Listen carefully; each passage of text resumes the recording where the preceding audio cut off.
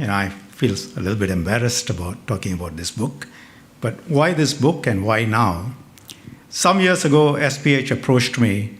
They asked if I would write a book. I said no for two reasons. A good book requires a degree of thought, some time. Second, it should be a useful read, at least for some people. And in my case, on the first, I didn't have time to write such a book. And second, there are things I can usefully say which may be of interest, but they cannot be said. Anyway, not now. So I said no. Then another suggestion was made, can I publish a selection of speeches? I thought that might be of use, not so much for most of you in this room, but for some others. And let me explain. I've been in public life since 1988. The period 1990s to now, Singapore has seen tremendous change, socially, culturally, economically, and our legal frameworks too. And I've been fortunate, together with many others, to have had a ringside view to all of these changes. So my views would provide a data point, a perspective for a future historian.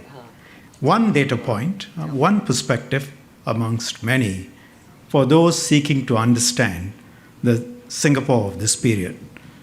So as I said, not so much for the people in this room, because many of you were agents of those changes.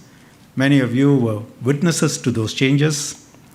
But it might be useful for someone in future trying to make sense of this period. And there was another reason, not unimportant factor. I decided to raise some money for charity on the basis of publishing this book. The money was raised in very short order, 3-4 weeks. But embarrassingly, the book took much longer, so which I bear all responsibility. I invited you, most of whom are people whom I've worked with closely or have come to know through school or law school or in some other capacity, colleagues in this life as well as my previous life, ex-clients, friends, senior grassroots leaders, and to add a touch of spirituality, senior religious leaders.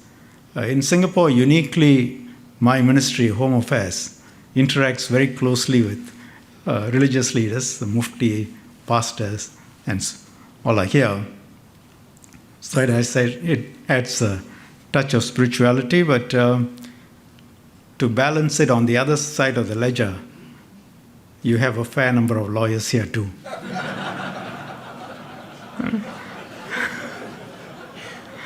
Now, I tell this joke sometimes, and this was an actual survey of professions most liked and least liked.